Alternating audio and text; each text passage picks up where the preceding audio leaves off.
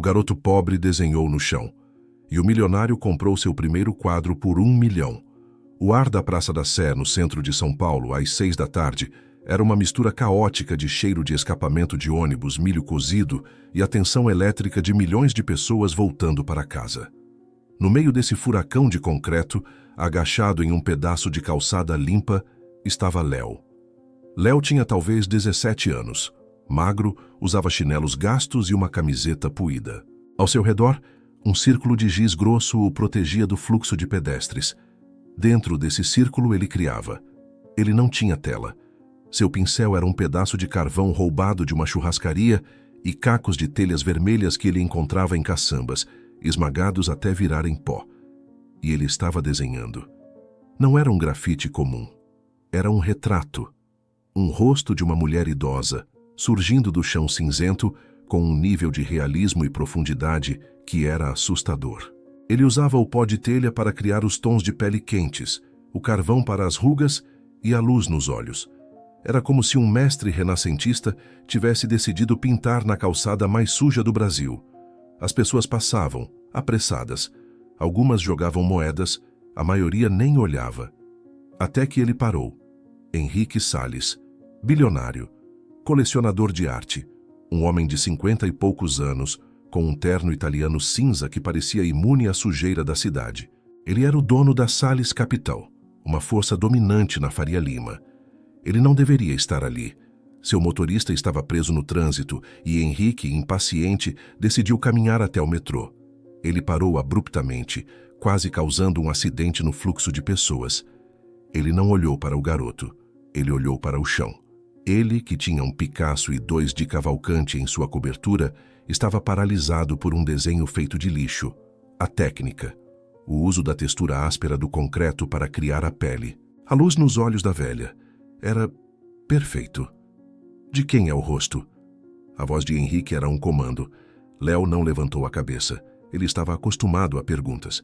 Ele continuou a sombrear a bochecha com o dedo sujo de carvão. Minha avó, ele murmurou. Onde você estudou? Perguntou Henrique. Na rua. Mentira, disse Henrique, com a convicção de um homem que compra e vende verdades. Essa técnica de esfumato com carvão, você não aprende isso na rua. Você aprende em Florença. Léo finalmente parou. Ele levantou os olhos.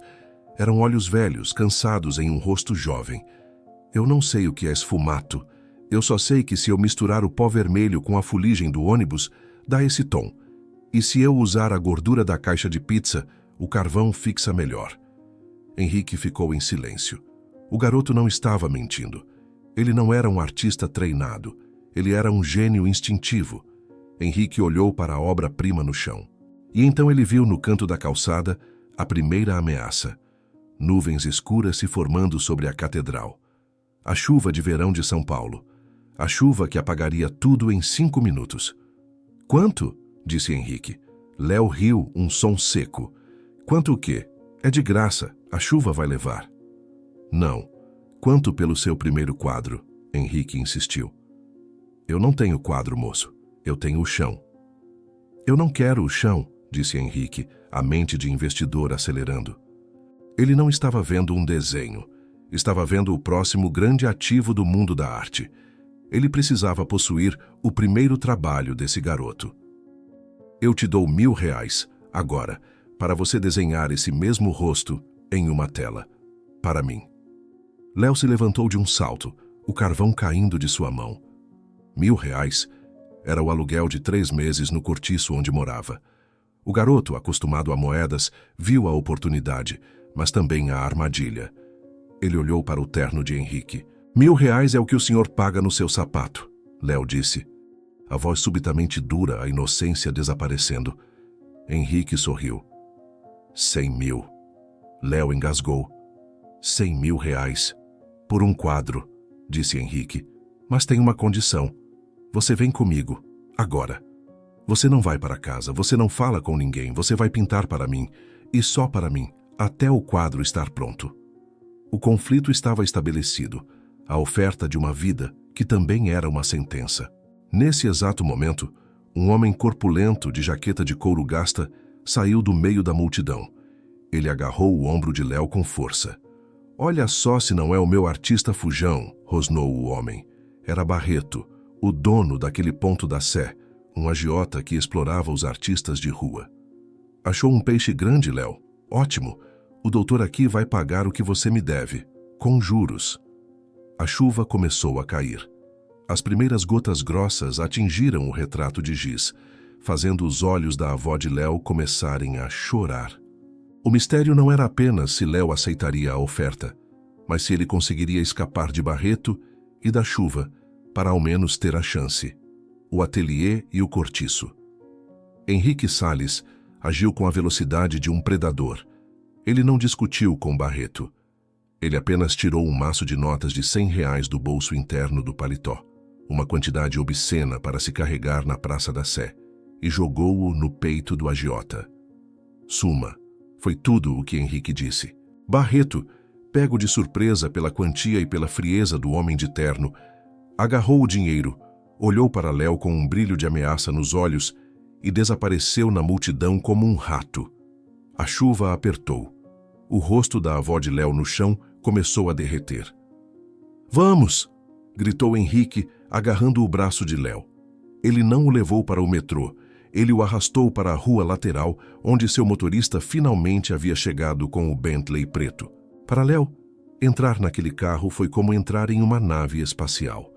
O cheiro de couro e madeira polida, o silêncio que o isolava do caos da cidade. Ele nunca tinha experimentado nada parecido. Ele morava em um cortiço na Liberdade, a poucos quarteirões da Sé, mas em um universo diferente. Um quarto minúsculo que dividia com a avó doente, a mulher do retrato, onde o cheiro era de mofo e desinfetante barato. Léo desenhava desde criança. Sua avó, Dona Flora, uma ex-bordadeira de Ouro Preto, Minas Gerais, foi quem lhe deu os primeiros pedaços de carvão. Ela contava histórias do barroco mineiro, das igrejas cobertas de ouro e das esculturas de Aleijadinho. O talento de Léo era a única herança de uma família que perdera tudo na migração para São Paulo. Ele desenhava para fugir, para silenciar a tosse da avó, para trazer beleza ao cinza. Ele nunca pensou nisso como arte. Era respiração. O Bentley deslizou para dentro de um estacionamento subterrâneo nos jardins. Eles subiram por um elevador privativo diretamente para a cobertura de Henrique. O lugar não era uma casa, era uma galeria. Paredes brancas imaculadas, iluminação de museu e em cada parede uma obra-prima. Portinari, Tarsila do Amaral, Lígia Clark. E no centro da sala principal, sobre um cavalete iluminado, um pequeno estudo a óleo de Rembrandt. Aqui, disse Henrique, apontando para uma porta nos fundos. Este será o seu ateliê. Tem tela, tintas, carvão, o que você precisar. Comida será entregue, você não sai daqui até terminar. O ateliê era um quarto de hóspedes luxuoso, maior que o apartamento inteiro de Léo, mas as janelas tinham grades discretas. Não era um convite, era uma prisão dourada. Henrique Salles não era apenas um colecionador, era um caçador. Sua fortuna vinha de identificar ativos subvalorizados antes de todos, ações, empresas e agora artistas. Ele via Léo não como um menino, mas como um investimento bruto, um diamante não lapidado que ele iria polir e controlar. Ele já fizera isso antes. Anos atrás, ele descobriu uma pintora naífe no interior da Bahia, a promoveu, a tornou famosa e, no processo, comprou toda a sua produção inicial por uma ninharia, vendendo-a depois por milhões. A pintora morreu pobre e esquecida. Henrique ficou com a glória e o lucro. Ele viu em Léo o mesmo potencial, só que maior. Aquele garoto tinha o toque dos mestres. Por que minha avó? Perguntou Léo, olhando para as paredes cobertas de arte que valiam mais do que ele poderia imaginar. O quê? Disse Henrique impaciente. Por que o senhor quer o retrato da minha avó? Ela não é ninguém. Henrique parou. A pergunta era ingênua, mas o atingiu. Ele olhou para o Rembrandt. Ele não colecionava nomes. Colecionava a alma capturada na tela. O rosto que Léo desenhou no chão tinha mais alma do que metade das obras abstratas de sua coleção. Por quê? Disse Henrique, e pela primeira vez havia um traço de honestidade em sua voz. É a única coisa real que eu vi hoje. Ele saiu, trancando a porta por fora com um clique eletrônico suave. Léo estava sozinho no luxo. Ele olhou para a tela branca, para as tintas a óleo importadas. Ele nunca havia tocado em material como aquele, mas o cheiro não era de inspiração, era de solidão. Ele ouviu o bip do seu celular pré-pago barato. Uma mensagem. Era de Júlia, uma vizinha do cortiço, a única amiga que ele tinha. Léo, cadê VC? Barreto tá furioso. Falou que vai voltar com reforços e Dona Flora tá tossindo MTO. Chamamos a ambulância. Corre pra cá. O conflito interno explodiu. A oferta de R$100 mil contra a realidade de sua avó doente e a ameaça de Barreto. Henrique não o havia salvado.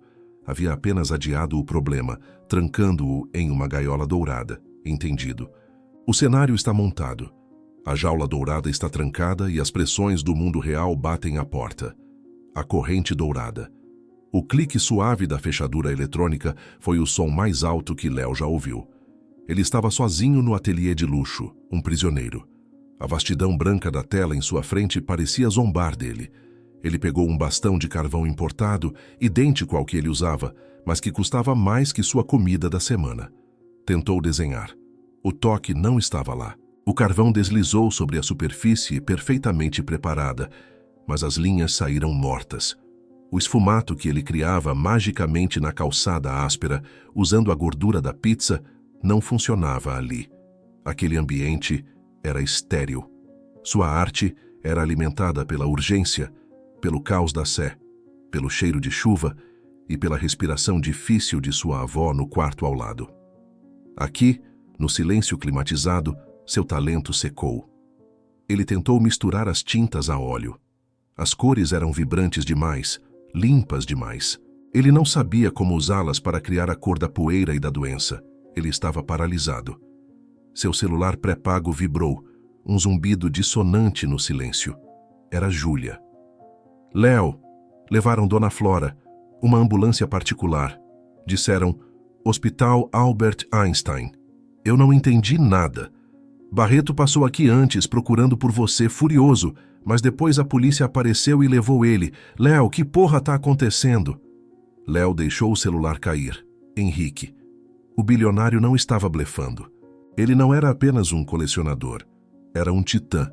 Ele havia movido o mundo de Léo como peças em um tabuleiro. Ele correu para a porta e bateu com os punhos. Me tira daqui! Abre a porta! Ele gritou até sua garganta ficar rouca. Ninguém respondeu. O vidro da cobertura era provavelmente a prova de som. Ele estava prestes a jogar uma lata de tinta na janela quando a fechadura eletrônica clicou. Henrique entrou, calmo como sempre, segurando um copo de água com gás. Gritar não vai adiantar, Léo, disse Henrique, colocando o copo na mesa. O quarto é a prova de som. Eu faço minhas ligações mais importantes daqui. O que você fez com a minha avó? Léo ofegou, o ódio misturado com um pânico impotente. Eu a salvei, disse Henrique simplesmente. Ela estava na Santa Casa, um lugar deprimente, pneumonia grave. Agora ela está na suíte presidencial do Einstein. Os melhores médicos do país estão cuidando dela. Eu mandei minha equipe pessoal. Léo o encarou sem palavras. E o seu amigo, Barreto, continuou Henrique, era uma distração, um pequeno agiota com muitas dívidas. Eu apenas alertei as pessoas certas sobre as atividades dele. Ele não vai mais incomodar você, nem ninguém. Henrique havia, em 2 horas, resolvido os 2 maiores problemas da vida de Léo, a ameaça física e a emergência médica. Léo deveria sentir alívio, mas o que ele sentiu foi o clique de algemas invisíveis se fechando em seus pulsos. A corrente dourada. Eu não pedi isso, sussurrou Léo. E eu não perguntei, disse Henrique. É assim que o mundo funciona, Léo. Eu sou um investidor. Eu protejo meus ativos. E você, meu garoto, é o ativo da década. Eu não posso ter minha estrela preocupada com contas de hospital ou com bandidos de esquina. Henrique se aproximou da tela em branco. Ela está segura. Ela está confortável. Tudo o que você precisa fazer é pintar. Pinte o rosto dela. Pinte a alma que eu vi no chão daquela praça. Ele se virou para sair. E se eu não pintar? Léo desafiou, a voz trêmula. Henrique parou na porta. Ele olhou para trás e o sorriso de colecionador havia desaparecido. O rosto era o do CEO implacável. O tratamento da sua avó, disse Henrique, custa 50 mil reais por dia. Eu estou pagando por ele. Mas se você não me entregar o quadro, eu paro de pagar. Eu a coloco de volta na Santa Casa. Você acha que eles vão aceitá-la de volta no estado em que está? Ela morre em 12 horas. O conflito não era mais sobre arte. Era uma chantagem de vida ou morte. Henrique não estava pedindo um quadro, estava exigindo a alma de Léo em troca da vida de sua avó.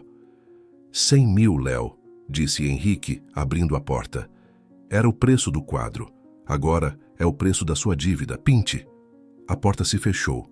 O clique da fechadura ecoou. Léo olhou para a tela branca. Não era mais uma oportunidade. Era o resgate de sua avó. A jaula e o carvão. Os dias se transformaram em uma tortura. A cobertura de Henrique Salles era um silêncio opressor, quebrado apenas pelo zumbido do ar-condicionado e pelo clique suave da fechadura eletrônica, 3 vezes ao dia, quando uma empregada silenciosa deixava uma bandeja de comida cara na porta. Léo não tocava na tela. Seu gênio nascido da calçada morreu no luxo. O carvão importado parecia escorregadio, a tinta a óleo parecia plástico. Ele estava em um inferno estéril. A subtrama da saúde de Dona Flora tornou-se a ferramenta de pressão. Na manhã do 3º dia, Henrique entrou, não com raiva, mas com um tablet. Sua avó está perguntando por você, disse Henrique, a voz fria. Ele ligou o tablet. A imagem de Dona Flora apareceu, nítida, deitada em um leito do Hospital Albert Einstein. Ela estava pálida, com um cateter de oxigênio no nariz, mas seus olhos se iluminaram ao ver o neto. Meu filho, ela sussurrou, a voz fraca. Que quarto bonito é esse que você está? Parece uma igreja. Léo engoliu em seco, as lágrimas queimando. É um trabalho novo, vó, um ateliê. Ah, que bom, ela sorriu, uma pontada de sua antiga força voltando. Ela se lembrou das histórias que contava a ele. Você está pintando, meu Léo. Pinte a sua alma, pinte o nosso aleijadinho. Mostre a eles a nossa força. A chamada foi interrompida por uma enfermeira. Henrique desligou o tablet. A pressão do tempo era agora insuportável. O pedido dela, pinte sua alma, colidia diretamente com a exigência de Henrique. A alma dele não estava naquelas tintas. Ela está estável por enquanto, disse Henrique, mas a pneumonia é grave. O médico disse que a janela de tratamento crítico é de 1 semana. O relógio está correndo, Léo. A conta dela até agora é de 150 mil reais. Henrique saiu. O prazo estava definido. 1 semana. O bloqueio de Léo tornou-se pânico. Ele precisava de sua avó de volta, mas não conseguia criar. Ele olhou ao redor da sala. O luxo era o inimigo.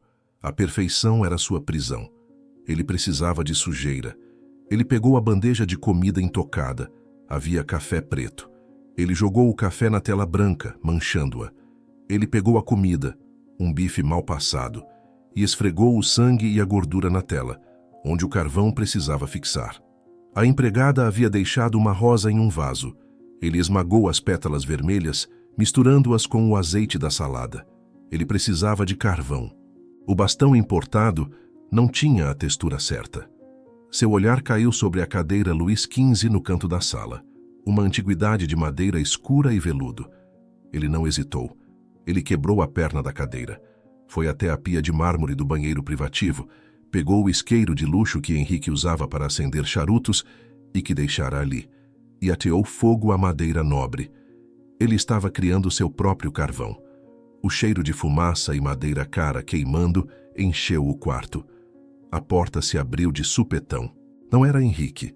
Era uma mulher alta, magra, vestida de preto. Beatriz, a curadora pessoal de Henrique, alertada pelo alarme de fumaça silencioso. Ela estava encarregada de gerenciar o ativo, enquanto Henrique estava na Faria Lima. "O que diabos você está fazendo?" Ela gritou, vendo Hélio sem camisa, sujo de cinzas e gordura, segurando uma perna de cadeira em chamas. "Você está louco? Isso é uma antiguidade de 80 mil reais." Léo a ignorou. Ele apagou o fogo, deixando um pedaço de carvão perfeito, fumegante. Ele se virou para a tela manchada de café, sangue e azeite. E, usando o carvão feito da cadeira de luxo, ele começou a desenhar. O primeiro traço, o olho de sua avó. E desta vez, a alma estava lá. Beatriz assistiu, horrorizada e fascinada. Ela era uma acadêmica de arte. Ela esperava um pintor. O que ela viu foi um ritual quase tribal. Ela percebeu com um arrepio que Henrique não havia encontrado um artista. Ele havia capturado algo selvagem, e agora ela estava trancada na jaula com ele. A câmera e a marca registrada. A sala tornou-se um santuário profano. O cheiro de madeira nobre queimada, café e tinta a óleo enchia o ar. Léo estava em um estado de transe criativo. Ele não estava mais pintando, estava lutando contra a tela. Usava os dedos sujos de cinza e o pó de telha que encontrou em um vaso de planta no terraço para dar calor à pele. Ele usava o carvão da cadeira de 80, 000 para esculpir as rugas. Beatriz, a curadora, ficou parada na porta, incapaz de se mover. O horror inicial pela cadeira destruída deu lugar a um fascínio profissional que ela não sentia há anos. Ela não estava vendo um garoto sujo, estava vendo a action painting de Pollock misturada com o realismo de Caravaggio. Era violento, bruto e absolutamente genial. Seu instinto de comerciante falou mais alto que sua reverência. Discretamente, ela tirou seu smartphone de última geração do bolso. Ela precisava registrar aquilo. O processo era tão vendável quanto a obra final. O contraste do garoto selvagem, destruindo luxo para criar arte, era uma narrativa de milhões de dólares. Ela começou a gravar, escondendo o celular na altura do quadril. Léo estava de costas, finalizando a luz no olho direito da avó com um toque de tinta branca pura, aplicada com o dedo mindinho. Então, ele parou. O silêncio na sala era total, quebrado apenas pelo zumbido do ar-condicionado. Sem se virar, Léo sussurrou: "Apaga." Beatriz congelou. O sangue gelou em suas veias. O que você disse?" Léo se virou lentamente. Seu rosto estava coberto de fuligem, seus olhos claros brilhando com uma fúria fria. Ele não era mais o garoto assustado da Sé.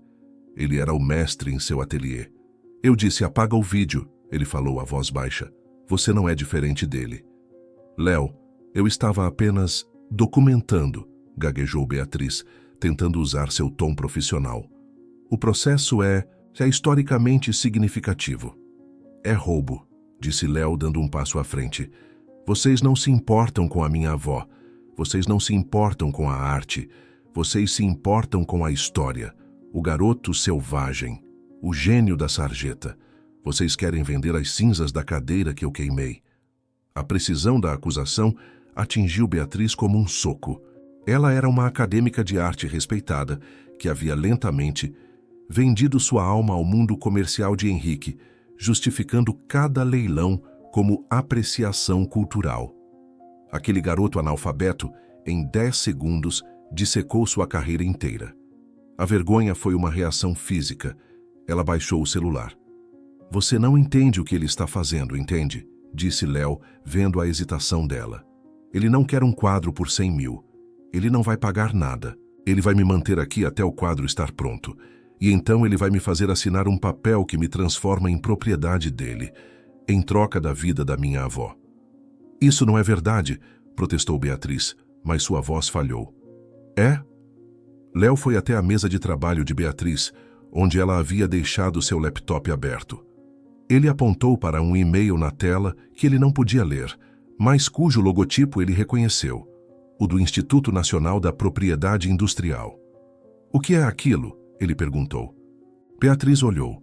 Seu rosto ficou pálido. Ela havia esquecido de fechar. Era um e-mail do escritório de advocacia de Henrique confirmando o registro bem-sucedido de uma nova marca comercial. "Leia para mim", ordenou Léo. Beatriz, tremendo, leu em voz alta. "Prezada doutora Beatriz, confirmamos o registro da marca, o Mestre da Sé, para uso em artes visuais, material de impressão e licenciamento de mídia." A revelação foi o ponto de virada. A chantagem não era por um quadro.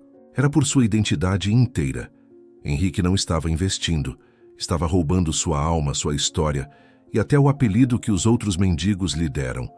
Léo olhou para a obra-prima na tela, quase pronta. Ele olhou para Beatriz, agora uma cúmplice apavorada. A direção da história mudou. Ele não precisava terminar o quadro. Ele precisava escapar com sua vida. Sua reação não foi de desespero, foi de fúria estratégica. Você vai me ajudar, ele disse. Eu não posso, ele me destrói, eu perco tudo. Você já perdeu, disse Léo, pegando o pedaço de carvão fumegante da cadeira quebrada. Ele o segurou perto da tela magnífica. Você vai me tirar daqui. Você vai me levar até a minha avó. Ou eu queimo esta tela. Agora. E eu vou dizer ao Henrique que foi você quem me deu o isqueiro e assistiu a tudo. Léo, o gênio instintivo, tornou-se um chantagista. Beatriz, a curadora de luxo, tornou-se sua refém.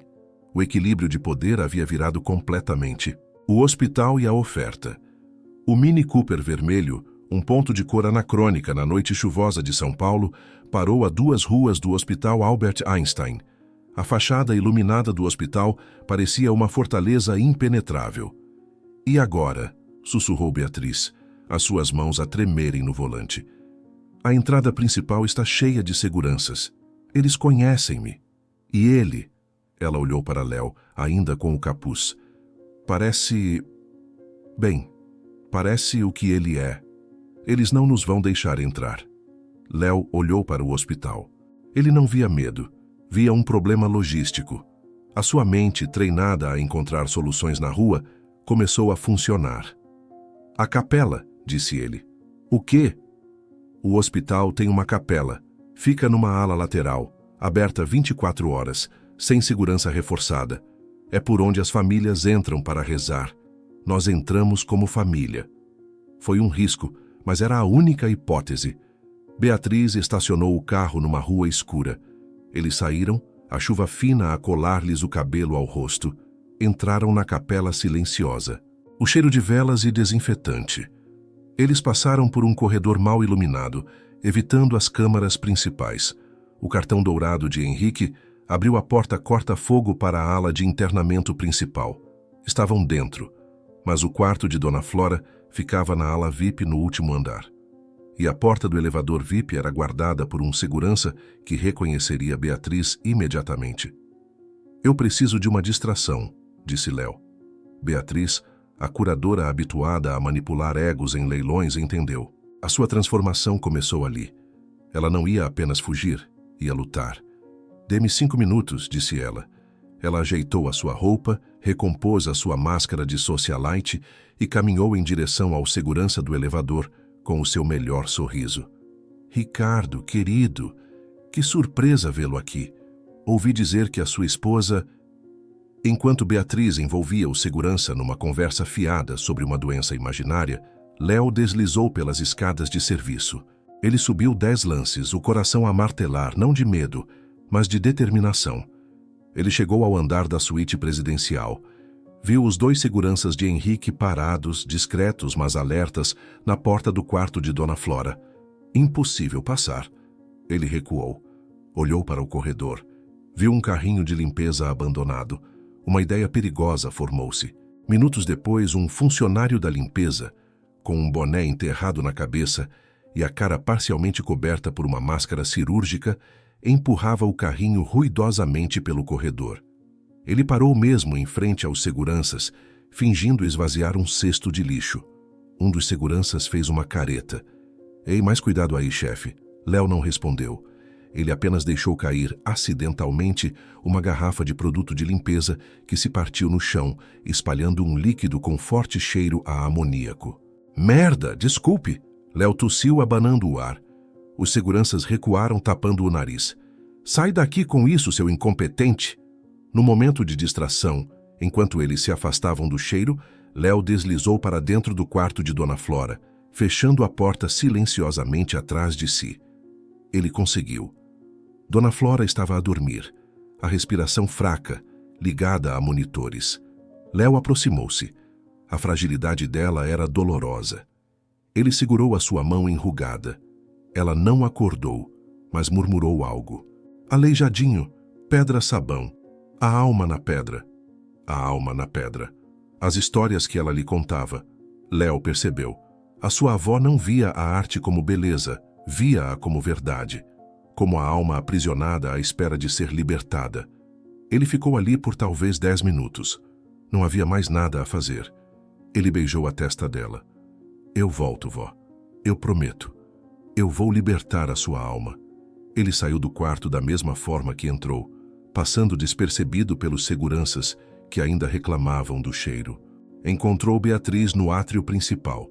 A sua cara estava tensa. Ele sabe, disse ela mostrando o seu telemóvel. Todas as minhas contas bloqueadas, cartões cancelados. Ele mandou uma mensagem.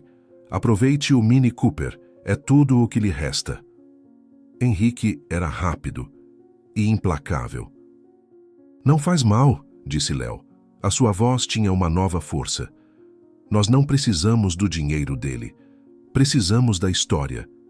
Que história? Perguntou Beatriz, confusa. Léo olhou para a chuva a cair lá fora. A história do mestre da Sé, a marca registrada que ele roubou. Nós vamos usá-la, mas não para ele, para nós. Como? Ele vai processar-nos até a morte. Ele não pode processar a verdade, disse Léo.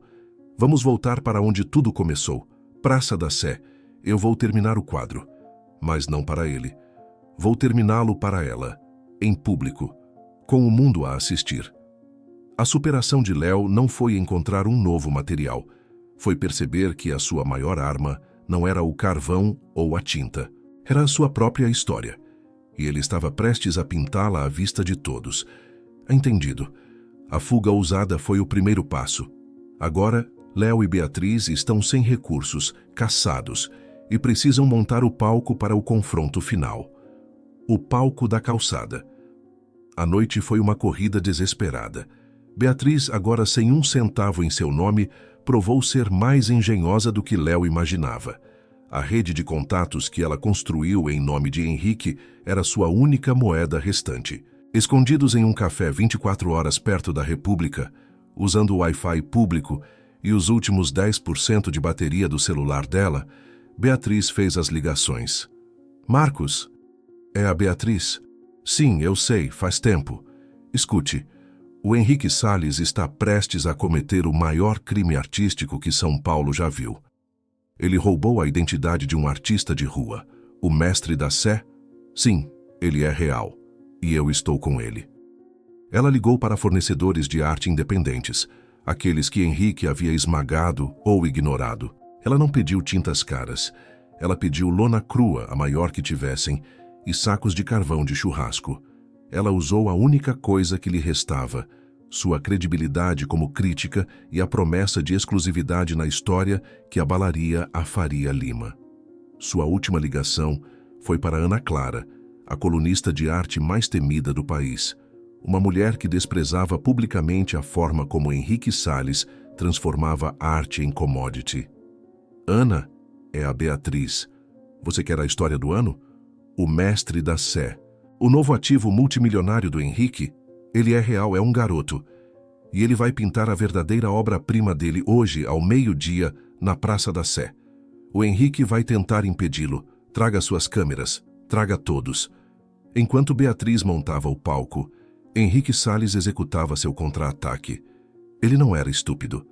A fuga de Beatriz e Léo não era um ato de paixão, era um ato de guerra. Na cobertura, ele recebeu a ligação de sua segurança. Senhor, a doutora Beatriz foi vista no centro. Ela está reunindo material de arte. E Ana Clara acaba de postar uma nota enigmática sobre a verdade da arte na Praça da Sé ao meio-dia. Henrique compreendeu o plano de Léo instantaneamente. Humilhação pública. Ele sorriu, um gesto sem humor. Ele acha que pode me vencer no jogo da opinião pública? O garoto ainda é ingênuo. Henrique não ligou para a polícia. Ele não mandou seus seguranças para a Sé. Ele fez uma única ligação para o Hospital Albert Einstein. Alô? É Henrique Salles. Eu preciso falar com o administrador-chefe. Sim, sobre a paciente Flora Matos, suíte 1010. Isso mesmo. Eu estou infelizmente suspendendo o patrocínio filantrópico para o tratamento dela, com efeito imediato. Sim, uma auditoria interna. Eu preciso que ela seja transferida para os cuidados públicos. Santa Casa, creio eu. Sim, agora. Eu entendo os riscos, mas é uma decisão de negócios. Obrigado. Ele desligou. A armadilha estava montada. A vingança de Léo dependia de um palco público, mas a vida de sua avó dependia da assinatura de Henrique. Meio-dia, Praça da Sé. A cena era surreal. No mesmo local onde Léo desenhava no chão, uma enorme tela de lona crua estava esticada. Beatriz, parecendo uma general maltrapilha, usava caixotes de feira para erguer a tela. Uma multidão se formou. Moradores de rua, executivos curiosos e, visivelmente, Ana Clara e sua equipe de filmagem. Léo estava agachado, exatamente como no primeiro dia. Ele não tinha mais o carvão da cadeira de luxo. Ele tinha carvão de churrasco e um balde com pó de telha vermelha misturado com água suja. Ele mergulhou os dedos na mistura de telha. Ele estava prestes a fazer o primeiro traço, a imortalizar o rosto de sua avó. O celular de Beatriz tocou. Um número desconhecido. Ela atendeu impaciente. Beatriz, aqui é a Júlia, a vizinha do Léo. A voz da garota estava histérica, chorando. Eu vim visitar a dona Flora, eles estão levando ela. O Salles cortou tudo. Eles estão colocando ela numa ambulância comum. O médico disse que ela não sobrevive à transferência, Léo. Eles vão matar ela. Você tem que vir agora. O clímax estava armado. A multidão, as câmeras, a tela. Tudo esperava. Beatriz olhou para Léo, o terror em seus olhos. Léo ouviu o grito de Júlia pelo telefone. Ele olhou para a tela em branco, o símbolo de sua alma, sua vingança e sua arte. Depois olhou na direção do hospital, a 10 quilômetros de distância, onde sua avó estava sendo sentenciada à morte. A escolha de Henrique era perfeita. A alma de Léo ou a vida de sua avó. O preço da alma. O grito desesperado de Júlia pelo telefone ecoou na Praça da Sé, mais alto que o barulho do tráfego. A mão de Léo, coberta de pó de telha vermelha, congelou a centímetros da tela branca. O mundo parou. A multidão sentiu a mudança. O murmúrio cessou. Ana Clara, a jornalista, fez um sinal para seu cinegrafista, aproximando a lente. Beatriz agarrou o braço de Léo. Léo, esquece isso. Pelo amor de Deus, vamos! Ela sussurrou, o pânico em seus olhos. Sua avó. Léo olhou para a tela em branco, o símbolo de sua arte, sua vingança. A alma de sua avó que ele prometera libertar. Depois, olhou na direção do hospital distante, onde a única família que ele tinha estava sendo usada como refém. A escolha de Henrique era diabólica. O silêncio em troca da vida. A arte contra o amor. Ele se lembrou das palavras de Dona Flora. Pinte a sua alma. Mostre a eles a nossa força. A força, não a submissão. E então, Léo compreendeu. Henrique não queria o quadro. Ele queria o silêncio. Ele queria que Léo desaparecesse engolido pela culpa e pelo medo, enquanto ele, Henrique, controlava a narrativa do mestre da Sé. A vingança de Léo não era pintar o quadro. Era recusar-se a pintar nos termos de Henrique. Sua transformação estava completa. Ele não era mais a vítima, nem apenas o artista.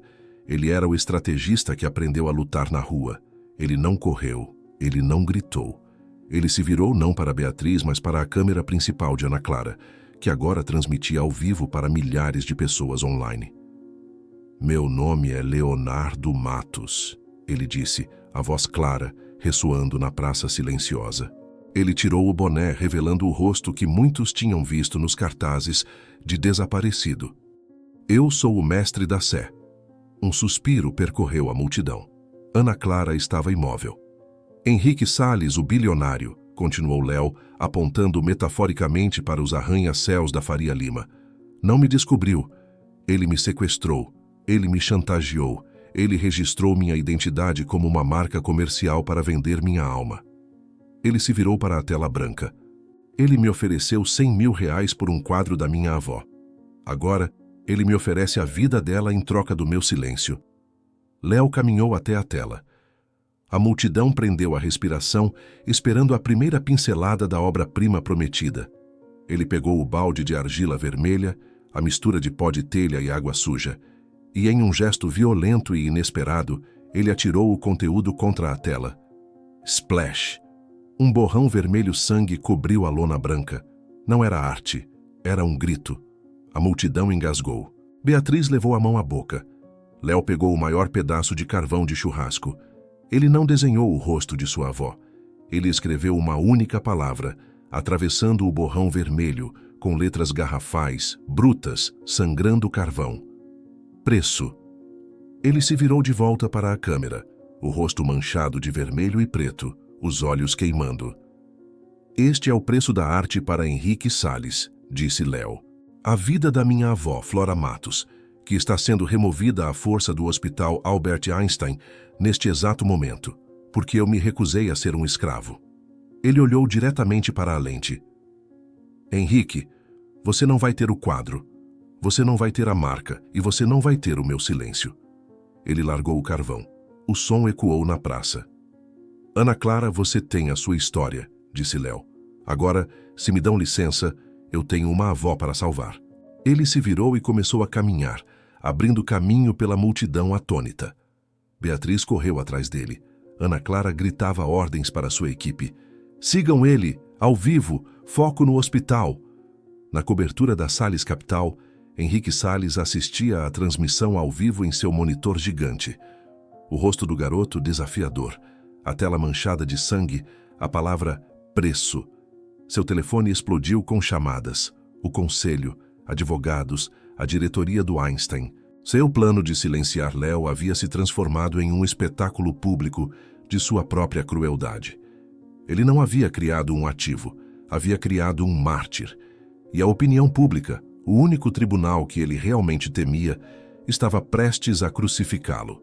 Léo não apenas escapou da armadilha, ele a incendiou com Henrique dentro. A vingança não foi silenciosa, foi televisionada, entendido. O clímax foi explosivo. Vamos para a conclusão, mostrando as consequências e o final satisfatório. A verdadeira obra-prima. A Praça da Sé ficou em silêncio por um segundo, e então explodiu. A multidão antes passiva agora estava galvanizada pela coragem de Léo e pela crueldade exposta de Salles. Gritos de assassino e libertem a avó ecoaram. Ana Clara, a jornalista, transmitia tudo, sua voz narrando a injustiça em tempo real.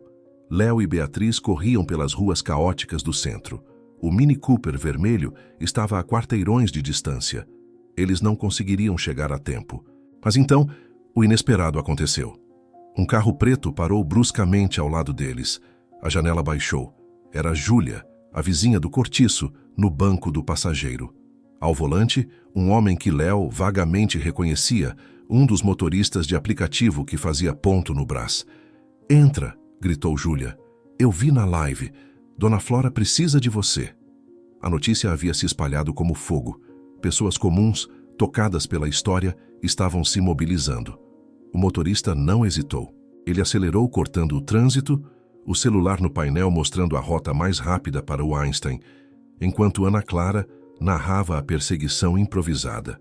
Enquanto Léo corria contra o tempo, Henrique Salles estava em queda livre. A transmissão ao vivo era um desastre de relações públicas de proporções épicas. Seus advogados ligavam, histéricos. Membros do conselho exigiam sua renúncia imediata. O nome Salles Capital estava sendo arrastado na lama online. A marca mestre da Sé, que ele registrara com tanta astúcia, tornou-se instantaneamente tóxica, um sinônimo de exploração. No Hospital Albert Einstein, a confusão era total. A ordem de transferência de Henrique foi abruptamente cancelada pela diretoria, que assistia à crise se desenrolar na TV. A ambulância que levava a Dona Flora foi chamada de volta.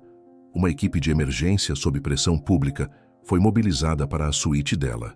Quando Léo chegou, correndo pelos corredores agora abertos para ele, encontrou Dona Flora cercada por médicos, mas viva, estável. A intervenção forçada pela exposição pública a havia salvado. Ele caiu de joelhos ao lado da cama, segurando a mão dela. Ela abriu os olhos fraca, mas reconhecendo-o. Meu aleijadinho, ela sussurrou. Você lutou. Eu lutei, vó. Ele chorou. Eu lutei. Henrique Salles perdeu tudo naquele dia. Não apenas o controle de Léo, mas sua reputação, sua posição no conselho de vários museus e, eventualmente, grande parte de sua fortuna em processos e acordos. Sua coleção de arte tornou-se um lembrete de sua arrogância. Beatriz, surpreendentemente, não desapareceu. Chocada pela própria cumplicidade e inspirada pela coragem de Léo, ela usou sua última gota de credibilidade no mundo da arte para fazer a coisa certa. Ela testemunhou contra Henrique, detalhando a chantagem e a tentativa de roubo da identidade de Léo. Sua redenção não foi completa, mas foi um começo. Léo não aceitou o dinheiro de Henrique que lhe foi oferecido em acordos legais. Ele não precisava. Sua performance na Praça da Sé, a tela manchada com a palavra preço, tornou-se sua verdadeira primeira obra-prima. Foi fotografada, viralizou e tornou-se um símbolo instantâneo de protesto contra a mercantilização da arte e a injustiça social. Galerias do mundo inteiro queriam expô-la. Léo a doou para um museu comunitário no Capão Redondo. Ele não precisou pintar o rosto de sua avó para Henrique. Ele a honrou com sua coragem e, com o dinheiro que ganhou de forma independente, com comissões de murais e exposições em galerias que respeitavam sua história, ele garantiu que Dona Flora tivesse o melhor tratamento, não em uma suíte presidencial, mas em uma clínica confortável, perto dele. O final foi satisfatório não porque Léo ficou rico ou famoso nos termos de Henrique, mas porque ele permaneceu fiel a si mesmo, protegeu sua avó e usou sua arte como uma arma para a verdade, provando que a alma não tem preço, o muro.